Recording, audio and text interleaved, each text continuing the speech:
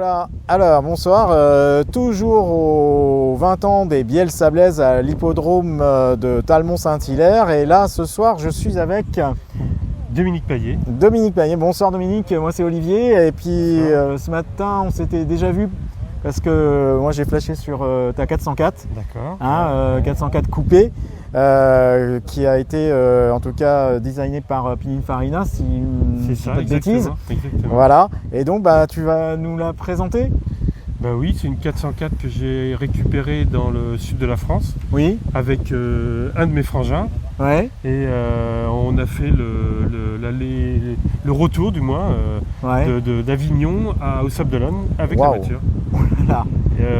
On a un peu galéré, ouais. On a même beaucoup galéré, et puis avec un problème de radiateur qui chauffait, s'arrêtait régulièrement pour remettre de l'eau, et puis on s'est posé quelques questions, surtout mon frangin s'est posé beaucoup de questions, mais bon, après dans l'histoire, on était quand même contents, c'était une bonne occasion, une bonne occasion pour qu'on soit tous les deux en plus, qu'on se retrouve un peu, parce que les frangins, on est comme toutes les familles, des fois on se voit plus ou moins, mais c'était super sympa. Et puis on a passé un super moment et on a quand même bien rigolé. On donnait beaucoup à manger, beaucoup à boire du moins, à boire à la voiture, parce que le radiateur était un peu fatigué. Oui. Mais comme il faisait très chaud, nous aussi on en a profité pour se désaltérer. Aussi, beaucoup. Voilà. Et donc on va retourner la caméra pour en parler un peu plus de cette voiture. Donc la fameuse 404, coupée 404. Et alors je sais plus, je t'ai plus demandé, donc l'année c'est une année 66. 66, hein. Voilà, donc, exactement, elle a 58 ans. À 58 ans, voilà.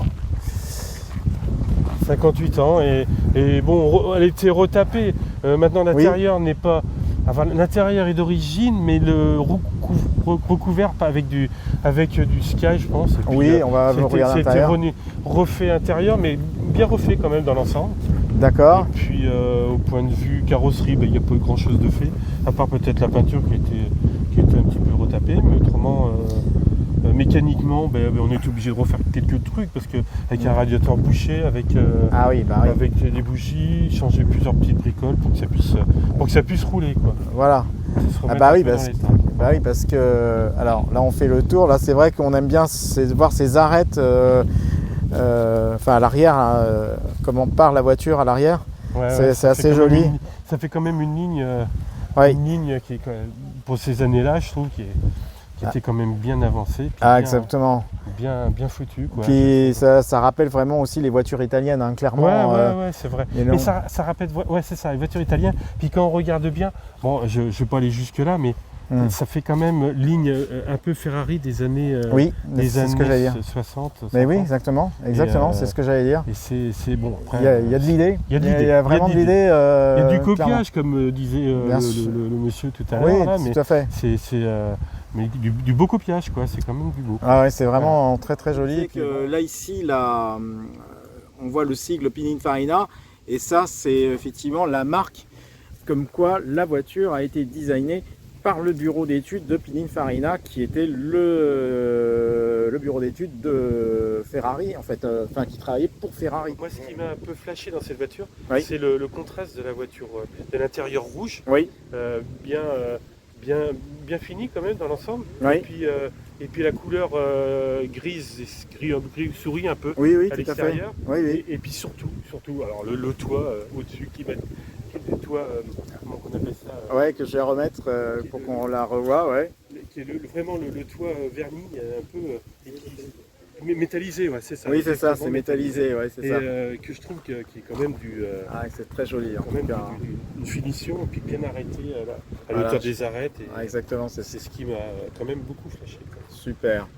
Voilà. Et ben voilà. Et je pense qu'il y a des personnes qui trouvent que ça s'arrête là, quoi. C'est quand même la bagnole quand même qui a presque 60 ans, et puis, qui mérite d'être revue. Qui mérite d'être revue. En tout cas, c'est une voiture de légende, hein. Et puis Après, il y avait la 404 ordinaire, oui, bien sûr.